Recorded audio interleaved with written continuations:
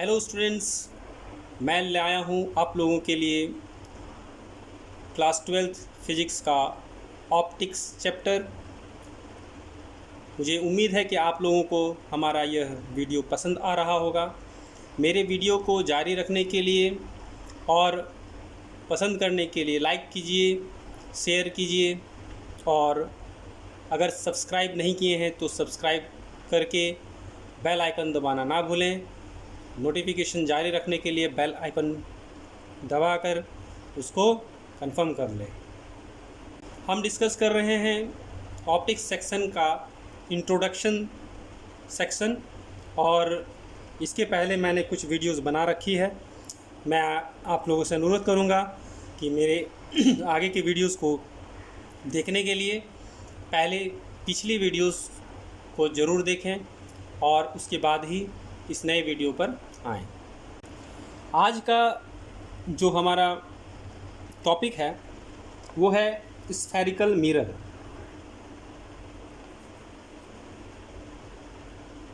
Spherical mirror, इसके पहले हम लोगों ने डिस्कस किया है प्लेन मिरर के बारे में। बेसिक लॉज ऑफ रिफ्लेक्शंस हम लोगों ने देखा है। अभी हम लोग स्फेरिकल मिरर को स्टडी करेंगे।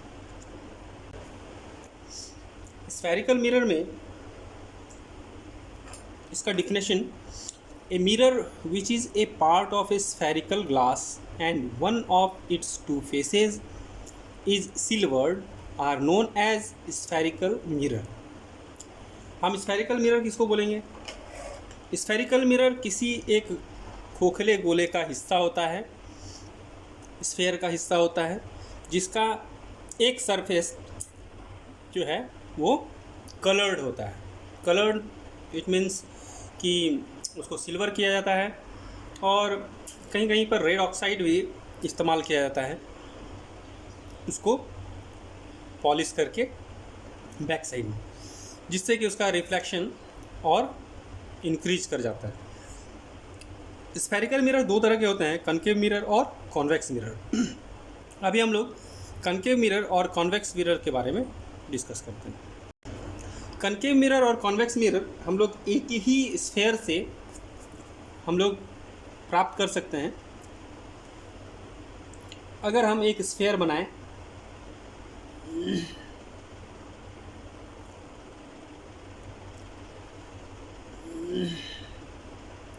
इस स्फेयर का कोई भी सेक्शन अगर हम लोग एक छोटा सा सेक्शन काट लें तो वो एक स्फेरिकल मिरर के जैसा आपको मिल जाएगा। अगर हम ये एक सेक्शन और ये एक सेक्शन यहाँ से यहाँ हम काट करके अलग कर लें, यहाँ से यहाँ अगर काट के अलग कर लें, तो ये सेक्शन आपको स्फेरिकल मिरर बता सकते हैं। आप नेमिंग कर दीजिए ए, बी, सी और डी। तो स्फेरिकल मिरर आपको कितने मिल सकते हैं? अब यहाँ 4 स्फेरिकल मिरर आप देख सकते हैं। ए बी एक स्फेरिकल मिरर है, बी डी एक स्फेरिकल मिरर है, ए सी एक स्फेरिकल मिरर है और सी डी भी एक स्फेरिकल मिरर हो सकता है। तो ये 4 सेक्शन से 4 स्फेरिकल मिरर्स हम लोग यहाँ कर सकते हैं। हालांकि इनफाइनाइट स्फेरिकल मिरर बनेंगे। मैं एग्जांपल के रूप में ये 4 सेक्शन को हम लोग अगर अलग करते हैं तो हमको एक स्फेरिकल मिरर इस तरह से मिलेंगे। लेकिन देखने वाली बात यह है कि इस जगह पर आपको स्फेरिकल मिरर में कौन कनकेव है कौन कॉन्वेक्स है ये आपको जानकारी नहीं मिल रही है। कनकेव और कॉन्वेक्स के लिए हम लोग डेफिनेशन क्लास 10th में पढ़ चुके हैं। हम लोग यहाँ फिर से डिस्कस करते हैं। मैंने यहाँ कनकेव मिरर का डेफिनेशन लिखा है, the mirror whose reflecting surface towards its centre are known as concave mirror. ऐसे मिरर जिनका reflecting surface towards the centre है, यानी सेंटर के तरफ है, तो हम लोग इसको बोलते हैं कनकेव मिरर। यहाँ इसका इनर सरफेस जो है रिफ्लेक्टिंग है, यहाँ पर भी इसका इनर सरफेस रिफ्लेक्टिंग है। ये दोनों ही कनकेव मिरर है।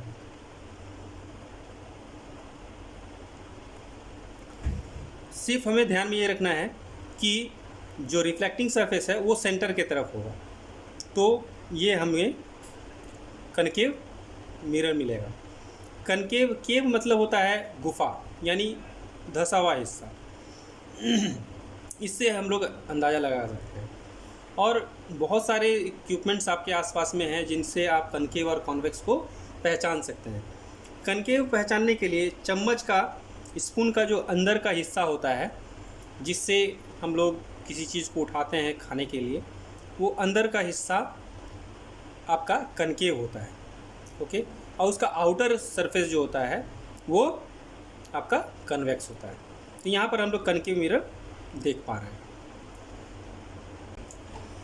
जैसा कि स्टूडेंट्स आप यहाँ देख पा रहे हैं, convex mirror, a mirror whose reflecting surface is outwards to the center of a sphere are known as convex mirror। इसका जो पॉलिश्ड सरफेस है, ये बाहर का सरफेस पॉलिश्ड है, इसका बाहर का सरफेस पॉलिश्ड है, और इनर साइड जो सेंटर के तरफ है वो कलर किया हुआ है।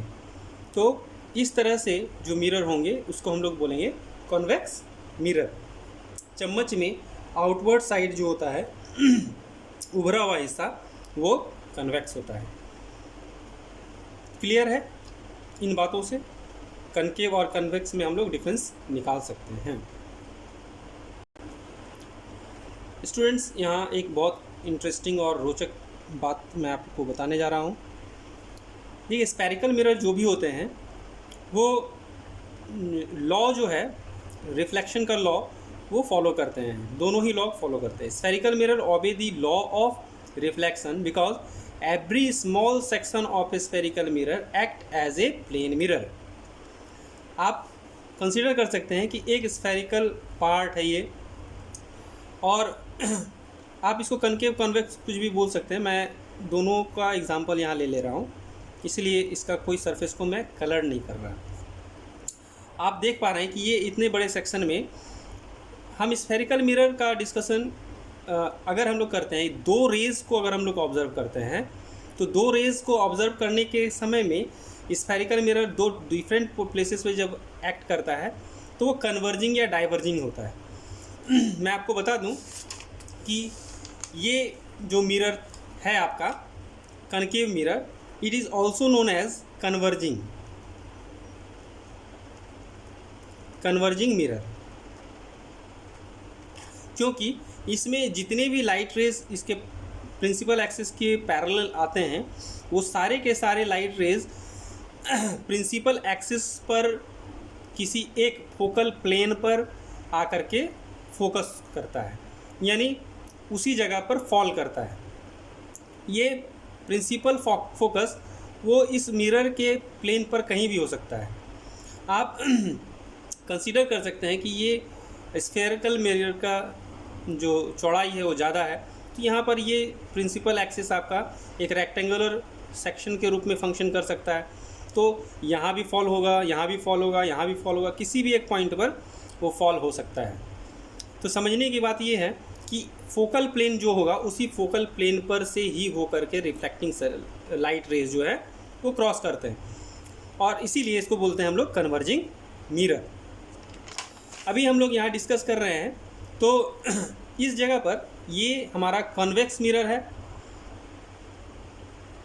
ये हमारा कन्वेक्स मिरर है, दोनों ही कन्वेक्स मिरर हैं। इसको हम लोग डाइवर्जिंग बोलते हैं। डाइवर्जिंग क्यों बोलते हैं? यहाँ रिफ्लेक्टेड रेज जो हैं वो क्या हो रहे हैं, ये दूर जा रहे हैं, ये लेंस मिरर से बाहर की तरफ चले जा रहे हैं, इसलिए इसको हम लोग डाइवर्जिंग बोलते हैं। इसका ये रिफ्लेक्टेड रेज को जब हम लोग पीछे लौटाते हैं तो वो एक पॉइंट से होकर के क्रॉस करते हुए दिखाई देते हैं। जिस पॉइंट पर वो क्रॉस करते हैं वो फोकस होता है, प्रिंसिपल फोकस होता है। ये भी वही फोकल प्लेन पर आकर के किसी भी पॉइंट पर एक दूसरे को इंटरसेक्ट कर सकते हैं। ये दोनों के लिए ही लागू होता है। इसको अगर हम लोग पीछे लौटा दें तो वो कहीं इस जगह पर क्रॉस करता हुआ आपको दिखाई देगा। तो जिस पॉइंट पर वो काट रहा है वो फोकस होता है, और इसीलिए इस तरह के लाइट रेज को जो मिरर है, इस मिरर को हम लोग बोलते हैं डाइवर्जिंग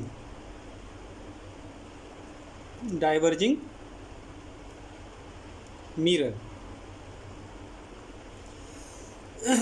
तो दो लाइट रेज अगर हम लोग ऑब्जर्व कर रहे हैं तब उस समय ये दोनों रिफ्लेक्टेड रेज का जो प्रॉपर्टीज़ होगा, जिस जगह पर फॉल कर रहे हैं या फॉल करते हुए अपीयर हो रहे हैं, उसके अकॉर्डिंग ये इमेज का फॉर्मेशन करते हैं। लेकिन रिफ्लेक्शन लॉ जो फॉलो होता है, वो रिफ्लेक्शन लॉ के लिए हम लोग दो रेज को नहीं लेते हैं, हम लोग एक रे के बारे में डिस्कस करते हैं और नॉर्मल के बारे में डिस्कस करते हैं। तो किसी भी एक सेक्शन में अगर हम यहाँ पर ये छोटा सा सेक्शन ले लें तो ये एक प्लेन के जैसा फंक्शन करता है, और एक ही प्लेन पर एक रे अगर आ कर के यहाँ फॉल करता है तो ये छोटा सा सेक्शन से ये रिफ्लेक्ट भी वैसे ही करेगा।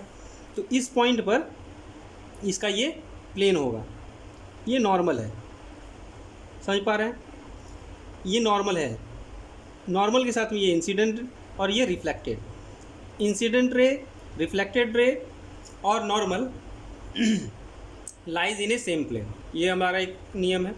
एक नियम बोलता है angle of incident is equal to angle of reflection, इसको भी ये सेटिस्फाई कर रहा है। अच्छा, एक और बहुत इंटरेस्टिंग बात आप लोगों को मैं बता दूं कि इस सरफेस पर कहीं पर भी लाइट रेज रिफ्लेक्ट करते हैं, अगर ये पॉइंट यहाँ पर है, इस जगह पर ये लाइट रिफ्लेक्ट करते हैं, ऐसे जाते हैं, तो आपको जानकारी होना चाहिए कि इसका जो नॉर्मल होगा वो किस तरफ होगा। वो नॉर्मल हमेशा वो कहाँ से गुजरेगा, तो सेंटर को क्रॉस करेगा। ये वाला भी आपका जो गुजर रहा है वो कहाँ से होकर गुजरेगा, वो सेंटर से होकर गुजरेगा। इस स्फेरिकल सरफेस में हर एक पॉइंट जो होता है वो रिफ्लेक्शन लॉ को फॉलो करता है, और उसका जो नॉर्मल होगा, उस रिफ्लेक्शन लॉ, इंसिडेंट और रिफ्लेक्टेड रे के बीच का जो नॉर्मल होगा वो हमेशा वो रेडियस ऑफ कर्वेचर या सेंटर ऑफ कर्वेचर से होकर ही गुजरेगा। ये बात आप लोगों को ध्यान में रखनी है। ये बहुत इम्पॉर्टेंट डिस्कशन है। आप लोगों को मुझे उम्मीद है कि ये बात आप समझ पाए होंगे। यदि आप इसको नहीं समझ पा रहे हैं तो मुझे कमेंट सेक्शन में ज़रूर पूछ लें। यही बात लागू होता है आपका कनकेव मिरर के लिए भी। अगर हम ये सेक्शन ले लेते हैं, ये छोटा सा सेक्शन ले लेते हैं, ये छोटा सा सेक्शन आप जहाँ पर भी स्फेरिकल मिरर में छोटा सा सेक्शन लेंगे वो आपको एक प्लेन सरफेस के जैसा ही बिहेव करेगा, क्योंकि रेज बहुत चौड़ा बहुत मोटा होगा ऐसा कोई बात नहीं है। आप एक सिंगल रे के बारे में जब डिस्कस करते हैं तो उस पॉइंट पर आपको ये जानकारी होना चाहिए कि वो पॉइंट रिफ्लेक्शन के लिए वो क्या होगा, इनफ होगा। एक पॉइंट सरफेस, यहाँ पर भी आप देख रहे हैं कि ये इंसिडेंट रे है और ये रिफ्लेक्टेड रे है। मैंने थोड़ा सा डायग्राम थोड़ा गलत बना दिया है। इसका भी नॉर्मल जो होगा वो सेंटर से ही होके गुजरेगा, इसका भी जो नॉर्मल होगा वो सेंटर से ही होकर के गुजरेगा। ये बात को आपको गौर करके रखना है। धन्यवाद स्टूडेंट्स। यहाँ इसके बाद जो टॉपिक आता है वो है मिरर फार्मूला। मिरर फार्मूला मैं आज के ये डिस्कशन के बाद मिरर फार्मूला मैं ड्राइव करके नेक्स्ट क्लास में बताऊंगा। कुछ जनरल प्रॉपर्टीज़ पहले हम लोग डिस्कस कर लेते हैं, फिर इसके डेरिवेशन सेक्शंस में हम लोग उतरेंगे। It is generally relation between focal length, object distance, image distance from the pole of spherical mirror. Mirror formula generally जो बेस्ड होता है वो रिलेशन है फोकल लेंथ का, ऑब्जेक्ट डिस्टेंस का और इमेज डिस्टेंस का। स्फेरिकल मिरर के पोल से इनके जो डिस्टेंस होते हैं उनके बीच के रिलेशन को हम लोग बोलते हैं मिरर फार्मूला। बेसिकली इसको हम लोग लिखते हैं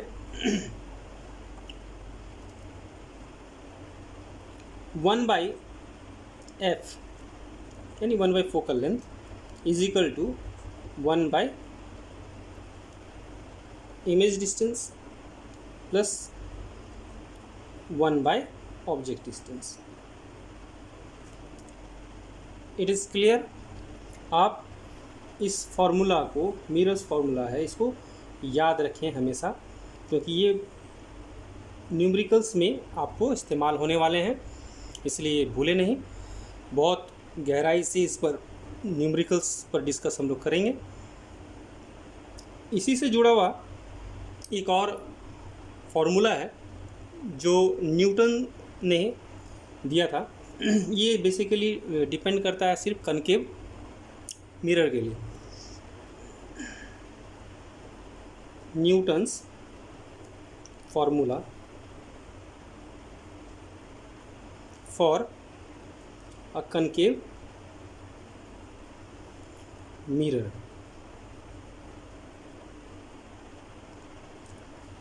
ये क्या है?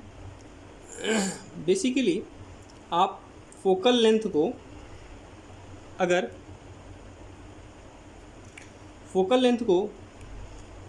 अगर रिलेट करते हैं ऑब्जेक्ट डिस्टेंस और इमेज डिस्टेंस से, यानी square root of object distance into image distance, तो ये आपको देगा कनकेव मिरर का फोकल लेंथ। तो फोकल लेंथ निकालने के लिए हम इसका इस्तेमाल कर सकते हैं। इसको हम लोग लिख सकते हैं और क्या, where x1 and x2 are the distance of object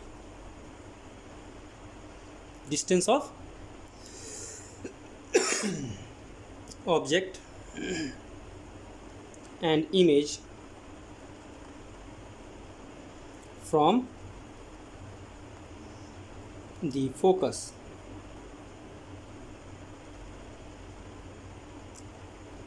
x1 और x2 जो है वो ऑब्जेक्ट डिस्टेंस और इमेज डिस्टेंस है, और ये product root of the product of object distance and image distance is equal to focus of that concave mirror. Okay, इसके बाद नेक्स्ट जो टॉपिक है स्टूडेंट्स, ये आप देख सकते हैं लीनियर मैग्नीफिकेशन। मैग्नीफिकेशन का एक इम्पॉर्टेंट रोल है आपके इस स्फेरिकल मिरर सेक्शन में। आपको याद रखना होगा कि जो relation between height of image and height of object after the reflection of the object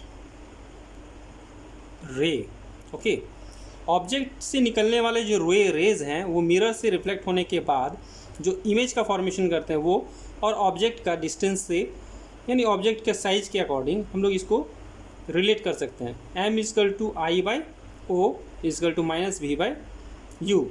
यहाँ आई के लिए कहीं कहीं आप ऐसे भी देख सकते हैं इसको, h देख सकते हैं, एच आई कहीं कहीं मिलेगा देखने के लिए, और एच ओ मिलेगा कहीं कहीं देखने के लिए। अब यहाँ नेगेटिव क्यों है? तो आपको जैसे कि मालूम है कि इमेज जो भी कनकेव मिरर में जो इमेज का फॉर्मेशन होता है वो हमेशा नीचे की तरफ होता है। और एक भी चीज़ ये भी है कि इमेज डिस्टेंस को हम लोग पोल से लेते हैं, यानी जो मिरर है मिरर के पोल से उसका डिस्टेंस को मेज़र करते हैं, जो कि opposite to the ray of light है। और आप जानते हैं कि हमेशा साइन कन्वेंशन में पॉजिटिव हम लोग लेते हैं इंसिडेंट रे को, यानी इंसिडेंट रे का डायरेक्शन जो होगा वो हमेशा पॉजिटिव डायरेक्शन होगा, और इंसिडेंट रे के डायरेक्शन के अपोजिट डायरेक्शन जो होगा वो हमेशा नेगेटिव होगा। तो इसी के अकॉर्डिंग हम लोग को यहाँ पर ये नेगेटिव है और ये पॉजिटिव है। ओके, आइए स्टूडेंट्स आगे लीनियर मैग्नीफिकेशन के बाद हम लोग डिस्कस करते हैं areal and axial magnification. Axial magnification या एरियल मैग्नीफिकेशन आपका just square of the object और स्क्वायर ऑफ द इमेज का रिलेशन है।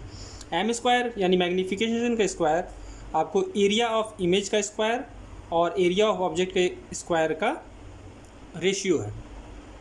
इसको अगर हम लोग बहुत छोटे साइज़ के लिए देखें, बहुत छोटा ऑब्जेक्ट है और वो बहुत छोटा ऑब्जेक्ट किसी एक मिरर के सामने कहीं पर रखा गया है, तो उसके लिए हम लोग ये रिलेशन लेते हैं M square equal to minus D V by D U equal to V by U whole square is equal to, अब यहाँ पर ऑब्जेक्ट के यहाँ ऑब्जेक्ट के लिए हम लोग एक रिलेशन है और एक इमेज के लिए। यदि आपको ऑब्जेक्ट निकालना है तो इस रिलेशन का इस्तेमाल करेंगे, और अगर आपको इमेज का निकालना है तो हम लोग इसका रिलेशन इस्तेमाल करेंगे।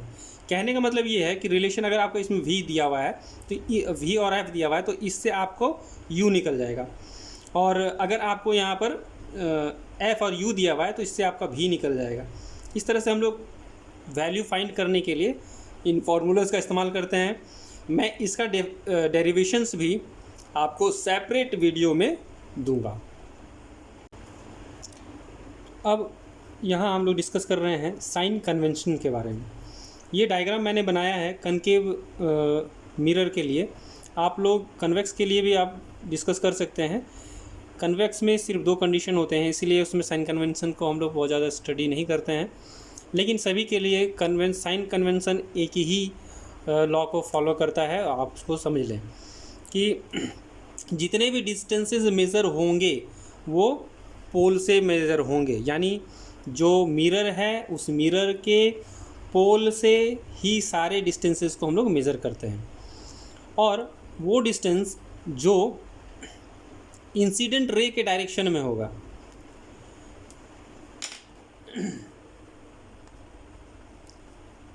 The distance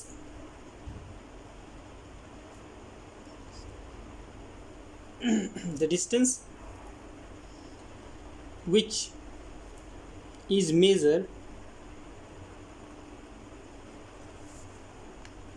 in the direction of incident ray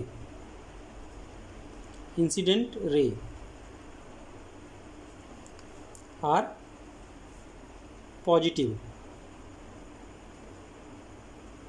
incident ray के डायरेक्शन में जब हम लोग डिस्टेंस को मेज़र करते हैं तो वो हमेशा पॉजिटिव होता है। इंसिडेंट रे के अपोजिट डायरेक्शन में जब हम लोग मेज़र करते हैं तो वो नेगेटिव होता है। साइन कन्वेंशन में हमेशा ये नेगेटिव होता है। देखिए स्टूडेंट्स, यहाँ हम लोग पहला कंडीशन है all distances measured from the pole of the mirror. दूसरा है the distance which is measured in the direction of incident ray are positive.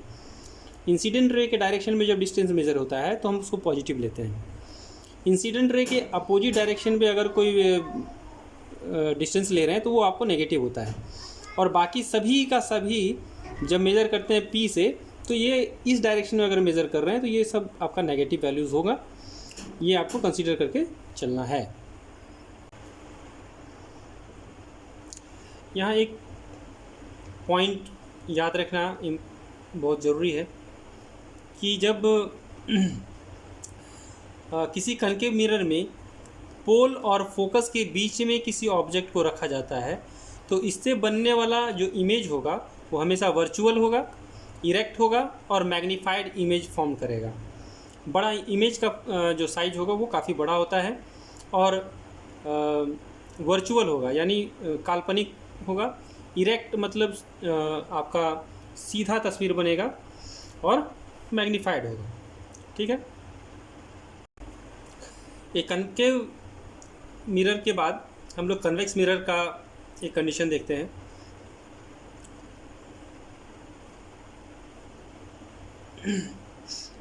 एक छोटे से वीडियो में मैं आप लोगों को कनकेव मिरर से बनने वाले इमेज, पोजीशन, साइज, मैग्नीफिकेशन, ये सारे के बारे में डिस्कस कर दूंगा। आप लोग अगला जो लेसन होगा वो आप लोग ज़रूर देखिएगा। अभी यहाँ कॉन्वेक्स मिरर में हर कंडीशन में एक ही तरह का इमेज फॉर्म करता है। वो होगा वर्चुअल, इरेक्ट और डिमिनिश्ड साइज, यानी छोटे साइज का होगा। ऑब्जेक्ट के साइज से छोटा साइज होगा। ये image for all conditions of objects. Object को किसी भी जगह रखा जाए तो इमेज ऐसा ही बनेगा। इसीलिए कन्वेक्स मिरर का इस्तेमाल होता है साइड मिरर के रूप में, गाड़ी के साइड मिरर के रूप में इस्तेमाल होता है, जिससे कि बहुत बड़े रेंज को देखा जा सकता है। पीछे से आने वाली सभी गाड़ियों के एक बड़े रेंज को देखा जा सके, इसके लिए कन्वेक्स मिरर का इस्तेमाल किया जाता है। ठीक है। तो आज के लिए हम लोग ये मिरर सेक्शन का वीडियो यहीं तक रखते हैं। आने वाले वीडियोज़ में मैं कुछ और चर्चाएं करूंगा। तब तक के लिए बस इतना ही। मैं आपसे फिर से अनुरोध करता हूं कि मेरे चैनल को सब्सक्राइब करें और नोटिफिकेशंस जारी रखने के लिए बेल आइकन दबाएं। लाइक और शेयर ज़रूर करें। आपका दिन मंगलमय हो। धन्यवाद।